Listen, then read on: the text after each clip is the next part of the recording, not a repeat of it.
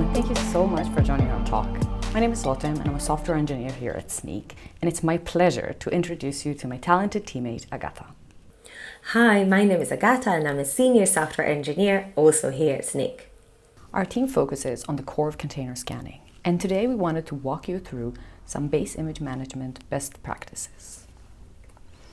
But before we'll jump into everything base image, we wanted to do a quick overview of what our product is capable of.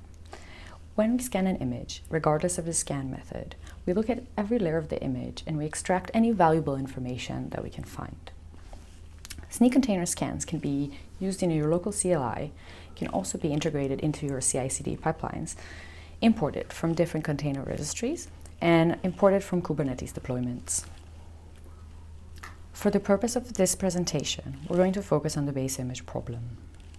In our daily work, we use Docker containers to deploy services, also using public base images from various container registries. Let's look at a couple of examples of popular base images. As you see on the screen, we see a few public base images that has vulnerabilities. This is also true to a lot of public base images out there. But when you look at the numbers, for example, you look at the Python image that you have here, how do we know if 35 vulnerability is good? Is it bad? Is it something that we need to consider changing our base image for? The answer to all of this is maybe. So let's head over to Agata and let her explain to us, what does it actually mean for an image to be insecure? Okay, so Rotem has introduced us to the concept of the base image being vulnerable and to the vulnerability count. But what does it actually mean? Where are those vulns coming from? So to explain that, we're going to build our own image. I have a Docker file here on the screen. Let's have a look through it. We're going to use Node as our base image. We're going to install an image magic package, and we're going to also copy our application folder into the image. So we're going to use a Docker build command, and once we're done with that, we can use the Snyk CLI to check for issues. So we're going to use the Snyk container test command. Let's go to the console and run this exact command. So when you run Snyk, what we do is analyze the image's content for anything to surface any kind of issues and problems relevant in our security context in here. So let's have a look. We found 510 issues. It's quite a lot. So let's see where they're coming from. So the very first top vulnerability in here, it's a low severity vulnerability, but we can see in here in that line that it's been introduced through the base image. It's actually coming from our Debian OS packages. Let's find a higher severity one maybe. So this is medium severity vulnerability, and here we can see that this one is actually coming from the package that we've installed, ImageMagick. Scrolling even further down, let's go all the way to the bottom, and then we can see, as you remember, our base image was a Node image. So in here, we can see a high severity vulnerability introduced by that Node binary. So as we just saw in the CLI, the vulnerabilities can be coming from your base image. There's quite a few places that they can be coming from. So from the base image that we've just used, from the Node image in our case, so the vulns can be coming then from the OS packages, from any executables found in that image, base image, and your layers that we've added, or from your application as well. And now let's see how we can remediate those issues, and Rotem will start taking you through it. So let's go ahead and see how we can remediate some of these vulnerabilities through the different stages of development. The first stage we're going to look at is when we create our Docker file. We want to be able to make an educated choice into which base image we're going to choose. For this purpose, we have the Snyk Advisor that allows you to look through different public base images and choose the best one for you. Let's say that we're building a Node application. So we can go to the Advisor, look for the Node repository. When we look in the info page, we can see a lot of information about the repository, how many downloads it has, and also some information about the tags. The selected tag that we have right now is the latest one. This is because we didn't specify any other tag, so we're defaulting to latest. The information that we can see about this tag is the number of vulnerabilities it has. We can see that it has 33 high vulnerabilities and 51 medium. In comparison, when we look at the other tag recommendations that we have, we can see that, for example, the Node 16 Bullseye Slim actually only has one high vulnerability and one medium vulnerability. This is quite an improvement for the image that we started with. All this information is available across our different products, depending on your needs. We're now going to let Agata walk us through on how we can test using the CLI. So we showed you how to address your issues really early in the pipeline.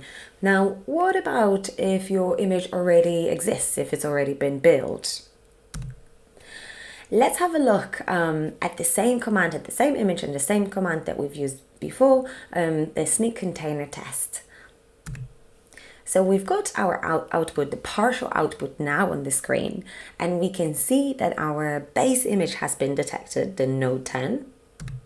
We can also see the vulnerabilities count and its severity. So we have 36 critical, 87 high in our case. But let's get to the best part, the recommendations. So yes, we see the vulns and their counts, but we can take advantage in here of the remediations for the base image upgrade. So we have a few in here in our case.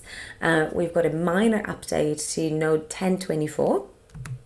We've got a major update to Node 16. And we've got a couple of alternative upgrades to different flavors. So we can basically use whichever suits us best. And in our example in here, all of the recommendations have less critical and high vulns, which is exactly what we want. So now back to Rotem, who's going to take you through the last stage, the monitor stage of development process. Even if you followed all of the best practices the cloud-native world has to offer, with time, the optimal base image can still change. For imported Docker files from Git repositories, we have the option to open fixed PRs for that Docker file. We have two types of fixed PRs.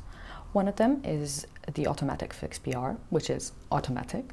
Periodically, we scan the projects, we look if there are any minor upgrades available for that tag that you chose for the base image. And if there is, we're going to automatically open a fixed PR for you. But for the sake of this presentation, we're going to focus on the manual fixed PRs. So let's have a look how this looks like.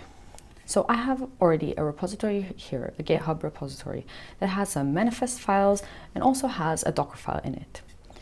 I went ahead and I already imported this project into Snyk. And you can see we have our manifest files here as well as our Docker file. So let's click into the Docker file and look at that project. We have some information here, the tag, the base image, the origin of this, the repository. But let's have a look at the interesting part. So looking at the recommendations for upgrading the base image, we can see that we have the current base image here, and it currently has 848 vulnerabilities. That is a lot of vulnerabilities. But we also have some suggestions here. So for example, let's look at the minor upgrade one. The minor upgrade to Node 1222 actually is going to fix almost 300 vulnerabilities for us. So let's go ahead and do that. We're gonna go ahead, click on Open Fix PR.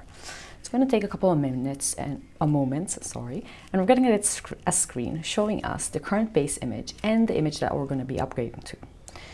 If we go ahead and again click on Open Fix PRs, in a moment we're going to see our newly PR open in our repository already, containing the change of the base image from Node 1218 to Node 1222.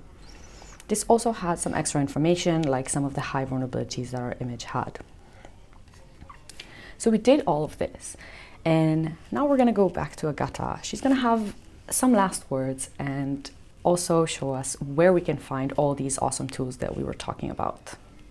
Okay, so now we've remediated our base images in the better state.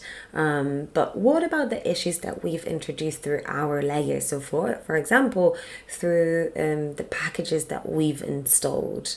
So I've got a part of the CLI output in here that I actually showed you before. This is a vulnerability coming from the ImageMagick package, and at the bottom of the screen you can see that exact information, so we can take an action. Pro tip: now that you've got the base image squared away, you can focus on the vulnerabilities from layers that you introduced. Snyk makes it incredibly easy to filter out the base image so that you can concentrate on fixing the vulnerabilities coming from those layers, just like that ImageMagick package Agatha just showed us. So in today's talk, we showed you a few different ways how you can manage your base image in different stages of development. So you can use them all together, or pick the method that works for you, for your team and your organization. So go ahead and give it a go. Thank you so much for listening, and feel free to reach out to us.